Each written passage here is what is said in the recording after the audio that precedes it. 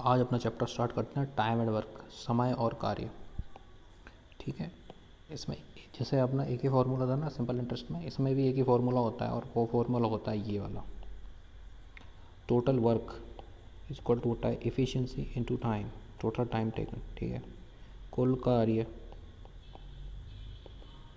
बराबर होता है, एफिशिएंसी क्या होती है, कार्य क्षमता है ना, इनटू लिया गया समय, वो कार्य करने में लिया गया समय।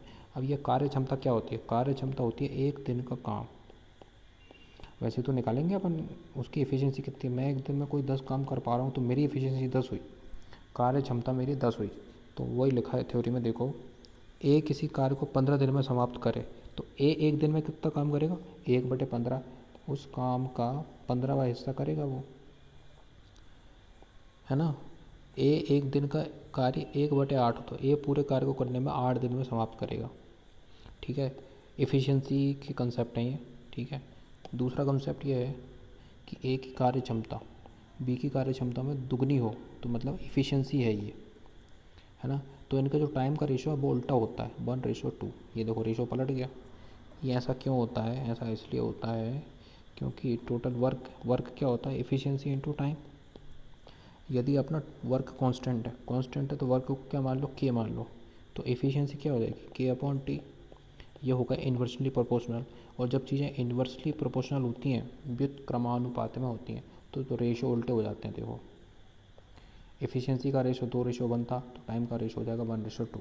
अब इसमें एक चीज़ और होती है, देखो बता देता हूँ। मैंने क्या समझाया कि जो एफिशिएंसी टोटल वर्क होता है, efficiency into time, total work हो गया यदि कांस्टेंट, मतलब कि काम उतना ही हो रहा है दोनों से, तो एफिशिएंसी इनटू टाइम हो गया। तो टाइम और एफिशिएंसी का जो रेशो है उल्टा हो जाएगा, मतलब टाइम और एफिशिएंसी इन्वर्सली प्रोपोर्शनल है, मतलब कि व्युत्क्रमानुपाती हैं। और जब चीज़ें व्युत्क्रमानुपाती होती हैं तो कैसा होता है, यदि टी बढ़ेगा, टाइम बढ़ेगा उस चीज़ का, तो एफिशिएंसी घटेगी। एफिशिएंसी जब घटेगी, एफिशिएंसी बढ़ेगी, मतलब कि कार्य क्षमता बढ़ेगी तो काम करने में समय कम लगेगा। समय ज़्यादा लगेगा तो अपन बोलेंगे कि एफिशिएंसी कम है, समय यदि कम लग रहा है तो बोलेंगे एफिशिएंसी ज़्यादा है।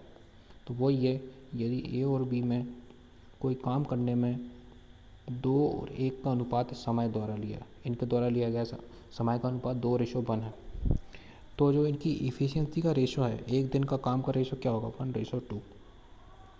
अब यहाँ पे समझने वाली चीज़ ये है कि बी जो है, बी की एफिशिएंसी ए से कितनी ज़्यादा है, एक ज़्यादा है, और ए बी से कितना ज़्यादा टाइम ले रहा है, एक टाइम ज़्यादा ले रहा है। ये रेशो है, रेशो से अपन क्वेश्चन बनाते हैं। इनको जब मैं क्वेश्चन में कराऊंगा तो और अच्छे से समझ में आएगा, अभी ये बेसिक समझा रहा हूँ बस मैं। ठीक है, तो ये बेसिक है टाइम एंड वर्क का, है ना। और एक चीज़ और देखो, एक चीज़ और है, जैसे कि टोटल वर्क क्या होता है, एफिशिएंसी इनटू टाइम। फॉर्मूला के अपन आड़ा टेढ़ा करके लिखते रहो, एफिशिएंसी क्या हो जाएगी, वर्क अपॉन टाइम। और टाइम क्या हो जाएगा, टाइम हो जाएगा वर्क अपॉन एफिशिएंसी। एक फॉर्मूले को कई तरीके से लिख सकते हैं अपन, है ना। तो ये है बेसिक टाइम एंड वर्क का। अब मैं कुछ क्वेश्चन बता देता हूँ बेसिक वाले जो कर सकते हैं अपन अभी। एलसीएम में, हाँ क्वेश्चन करेंगे अपन एलसीएम मेथड से सारे, है ना। ए अकेला किसी काम को 6 दिन में कर सकता है, बी अकेला उसी दिन को 12 दिन में कर सकता है, ए तथा बी दोनों मिलकर एक दिन में कितने दिनों में काम समाप्त करेंगे। तो देखो ए कोई काम को कर रहा है 6 दिन में, बी कर रहा है 12 दिन में। इनका जो एलसीएम आता है, एलसीएम होता है कुल कार्य, टोटल वर्क होता है एलसीएम। तो 6 और 12 का एलसीएम होगा 12। अब मैं इस एलसीएम को जब ए और इससे डिवाइड करूँगा तो इनकी कार्य क्षमता निकलेगी, 6×2 = 12। ए की कार्य क्षमता है 2, एक दिन में 2 काम कर सकता है, और बी एक दिन में एक काम कर सकता है। ठीक है, तो इनका जब टोटल निकालेंगे, एक दिन का काम इनका हो जाएगा ए प्लस बी का 3, टोटल है काम कितना 12। ए प्लस बी एक दिन में तीन काम कर पा रहा है, टोटल काम है 12, तो 3×4 = 12। ऐसा लिख दो, ए प्लस बी इक्वल टू हो जाएगा 12/3। उस काम को 4 दिन में पूरा कर पाएंगे ए और बी दोनों मिलकर।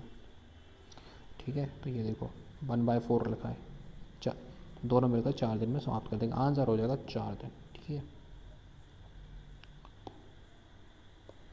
अगला क्वेश्चन,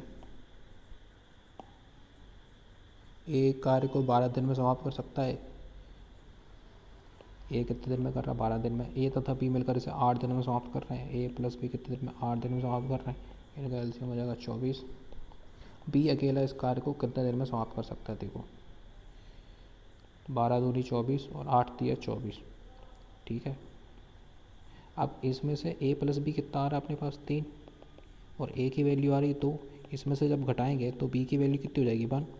टोटल काम है 24 काम को बी से कराना है। बी बराबर कितना है? 1। तो वो काम बी कितने दिन में करेगा? 24 दिन में पूरा करेगा, ठीक है। आंसर हो जाएगा 24। नेक्स्ट क्वेश्चन,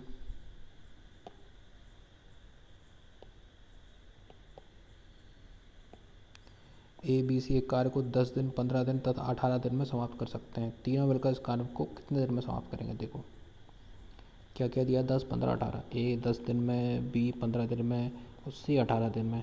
इनका एलसीएम आएगा 90। अब देखो एलसीएम भी कैसे निकालते हैं। ए हो जाएगा 10 दिन तो 5 गुणित 2, बी हो जाएगा 5 गुणित 3, सी कितना हो जाएगा? 6 गुणित 3। एलसीएम होता है लीस्ट कॉमन मल्टीपल, तो यहाँ पे निकल आया 5, ठीक है। यहाँ पे 3, 5 या 15। अब यहाँ पे 6 है, 6 90, है ना। सबसे छोटा मल्टीपल होना चाहिए। अब मैंने 2 क्यों नहीं लिया? क्योंकि 6 में 2 है, 6 में 2 पहले से शामिल है, इसलिए मैंने 2 लिया नहीं, ठीक है। एलसीएम निकला है 90, तो ए की एफिशिएंसी आ गई 10 नाम 90, बी की आ गई 6, सी की आ गई 18 पंजे 90। इन तीनों का एक दिन का काम कितना हो जाएगा? 9, 6, 15 और 5 20, ठीक है। टोटल काम है 90, 20 लोग 20 से डिवाइड करो तो ये तीनों कितने दिन में काम करेंगे? 2 चौको 8, 2 चौको 8, बचा 1/2, 4 सही 1/2 दिन में काम पूरा कर पाएंगे। ये देखो यहाँ आंसर भी वही है, 4 सही 1/2 दिन, ठीक है।